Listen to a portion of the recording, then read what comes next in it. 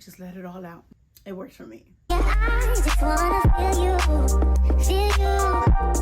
I want you around. Hey y'all, welcome back to my channel. I am Brittney Giselle. Thank you so much for coming to today's video. This video is something that is near and dear to me. It is something that I like to talk about and share. It is May, which means it is Mental Health Awareness Month, and that's also why I'm wearing my green shirt. I love this shirt, but I thought it was perfect to bring it out because the color that symbolizes Mental Health Awareness Month is green and has like the green ribbon to symbolize it. So yeah, that's why I threw on my green today. I'm feeling in a good mood. It's vibrant. It's just green, it's just nature. It gives life. I don't know. I love green. So right now I'm feeling good, and I just wanted to talk about this topic and share with you all. I have touched on this in my vlogs. I have a get ready with me that I recently posted that I'm talking about anxiety, depression, things like that. So it is something that I do like to talk about, share, have a conversation about, because I know I'm not alone. There are a lot of people that are experiencing the things that I am or something similar, and we can all relate in some way or form. So I wanted to make sure that I open this conversation up. Like I said earlier in the year, I wanted to talk about different topics and like every month bring something new to what's going on around that month. And this topic is very important to me, so I had to make it happen for sure. I have pretty much always, as far as I can remember, dealt with anxiety and depression. I am diagnosed with both anxiety and major depressive disorder. It's hard to deal with it because my anxiety definitely can creep up for many different reasons, but my depression, it's like I get into these funky moods sometimes that I just don't want to talk. I just don't want to do anything. I like to like be in myself. I don't want to give off my negative energy to other people. But when I am in that funk, sometimes I don't realize it, and it's hard. It's hard dealing with that. It's hard to cope with it. So that's why I wanted to make this video, just talk about how I actually cope with it. I feel like I'm in a down mood, I'll gravitate towards these things to try to make myself feel better, or just lighten up and not be in my thoughts so much, because that is my biggest thing. When I'm down and out, I just get in my head and I'm like constantly thinking. Before I jump into my coping methods, I just want to say we are the only people that we know what we're thinking, that we know what we're going through, or like our internal feelings. And if you ever get to a place that you just feel like it's too much, you definitely should find someone to talk to, form a support system, seek a counselor or a therapist if that's something that you think might help you. I mean, I've done therapy before. It has helped me so much. I am not one to downplay therapy whatsoever. If you need it, go for it. If you need to talk to someone, if you feel like there are things that you just can't talk to people in your circle, or your friends or your family, and you might be comfortable talking about it with someone else to just maybe get some feedback, or just to listen, definitely seek out a therapist. Whatever you can go to that it's a healthy way, a healthy, positive way to deal and cope, definitely go for it. So I just want to make sure that I threw that out there, because I want to let you know you are not alone. We're all going through things. You might see me in my vlogs that I'm just living my daily life, but you don't see every second, every minute of my life, of what I'm going through, what I'm dealing with. Like, everything that I say doesn't necessarily mean that's everything that I'm thinking. So I notice when I get into these moods, my biggest first thing that I jump into is praying. Just whether you're a believer or not, speaking to a higher power, whatever that is for you, and you can form that prayer into what it looks like for yourself, do that. So I like to pray. I pray constantly. When I'm thinking negative thoughts, I start to pray. When I am going to sleep and my thoughts are just going, I pray. When I wake up, I try to make sure that I am praying, that I am in one with God, that I have that communication. I'm not one to talk about religion too much, but I just want to say that is something, and pretty much the main first thing that I do is pray. Talk about it with God, leave it with God, and I know He'll handle it from there. But that is my first main thing. Something that is newer to me that I feel like I have jumped into, and it gets me out of my head, and it helps me through these moments, is working out. So I used to hate working out. Up until recently, I enjoy it more. I'm not gonna say I love it, but I do enjoy it. And I think is it the endorphins? I forgot. there's some technical words. You release something, I don't know, whatever that word is. I'll make sure I put it on the screen so you all know what I'm talking about. But I feel that to be true, because as much as I used to hate working out before, it was just because it was a struggle for me. It was hard. I've never been huge on physical activity, so it was just not anything that I really enjoy doing. I don't like sweating. I don't like when I fell out of breath. So it was just hard. So I always thought of, when I thought of working out, I thought of like heavy, like just pushing your body to an extreme. And I've learned that that's not the case. Like, you can push your body, but it doesn't have to be to an extreme. So once I started going to the gym, it just makes me feel good. It makes me feel empowered. It makes me feel in control of my body, my life. Your body's just releasing different chemicals, and it's more like mental stuff than it is physical at this point. So that is something that I have definitely been leaning on. So this might sound a little bit weird to you, but honestly, I feel like I throw myself into binge watching shows, which I know that part is normal. A lot of people like to binge watch. I like to watch stuff that I know, kind of. I like to watch stuff that's gonna make me cry. I feel like I try to, like, when I'm going through things, I do hold it in so much, and I try not to show it, but crying has just been my new thing. I've always kind of been a crybaby, but I feel like when I'm going through stuff, like, I just have to release it somehow. Like, I don't have to like really be super hurt in that moment, but like that pain that has built up just needs to come out. So the way that I found that I have been able to release it is by crying. I know I'm laughing, but it's a little more serious. But honestly, like, I watch stuff that makes me cry because I'm just releasing that stress, the anger, the anxiety. I'm kind of like, in a sense, letting it go. But I just found that helps me. So I don't know if you're a person that is like me, doesn't like to show emotions or like to be seen crying, things like that. When you're by yourself with yourself and your thoughts and you're binge watching, try to watch something that'll make you cry and see if that makes you feel better. I'm not saying that it's gonna work for everyone, but that is something that definitely has helped me.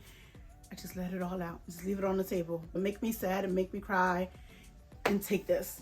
And that's, I don't know, it works for me. So some other things that I know are a little more basic is I like to read. I like to take my time taking a shower, really like do self-care, jump into that. Shopping. I love to shop. It takes my mind away from reality or the thoughts that I'm, those negative things or bad things that are in my head trying to take over.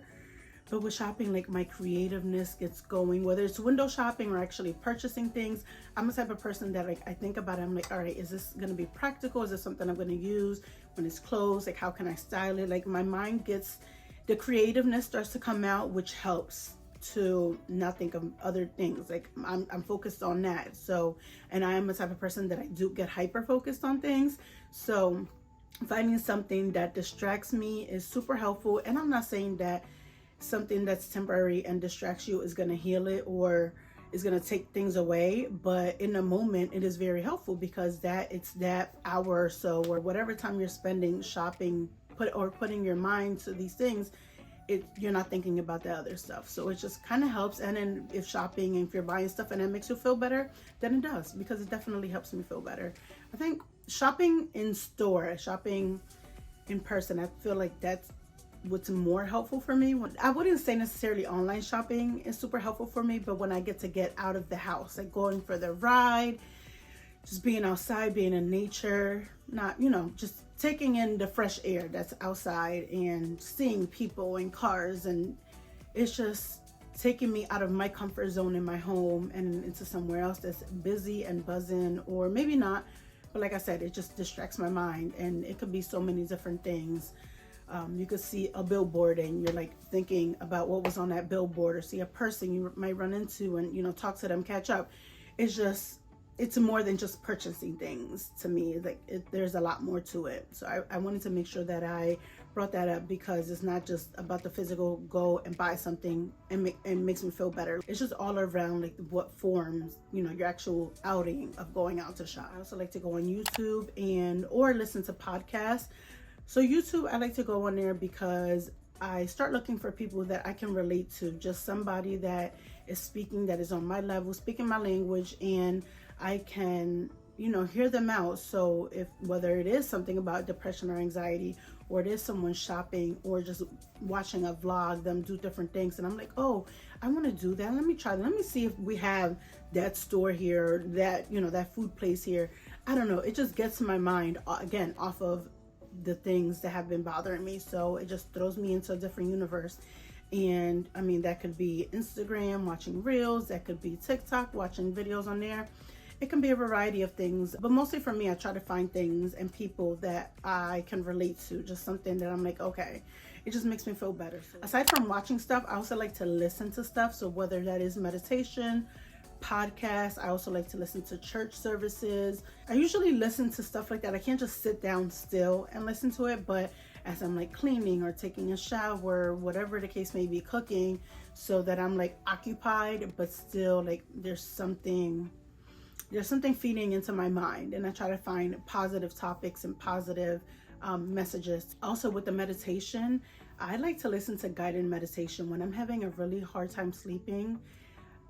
That's pretty much the only time I actually listen to guided meditation, but when I'm having trouble sleeping, it helps me so much. And if anyone is interested in them, I'll link some down below in the description box. But guided meditation helps me so much. It's just soothing. It has you thinking, but not really, because some guided meditations are like have you like think of a story or something in your head. Or I actually like the guided meditations that it's like it makes you like go through your body. So it'll tell you, all right, start off at your head, like your head is tender, and I don't know, I could never be someone that makes guided meditation, but it's just soothing. They're relaxing and just saying like these comforting positive things. All right, now we're in your chest, so we're near your heart. All of these, I don't know, super cool. I love it. It helps me. So let me know, do you use meditation or guided meditation to help you sleep? Because it is super helpful, and I'm glad that I've also done that around my son, because now when he can't sleep, he asks if he could put guided meditation on, and he knocks out like in minutes. Like we be gone. It's super helpful. And I actually learned about meditation through my therapist, because I didn't know much about it before, and had I heard meditation or had someone describe it to me the way I just did, I would have been like, whatever, girl, I don't know what you're talking about.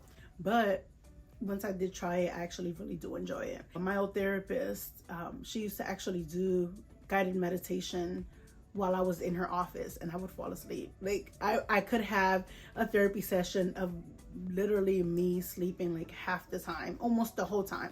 I remember going in and just saying, can we just meditate today, please?